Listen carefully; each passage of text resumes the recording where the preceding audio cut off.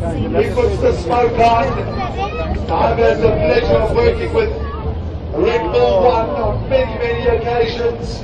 Not only on any shows, but we worked at Lookdown, which was in Cape Town, a Red Bull event, and we had 220,000 people that were watching Glenn Dell. He of course flew on the Red Bull series around the world.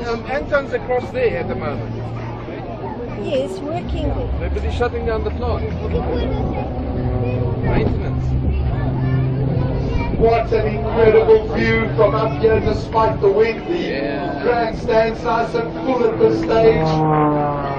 Wonderful to see so many people that have all gathered over here to watch this day. Here's what our platform. Het lijkt op een stoel, hè? Ja. Yo,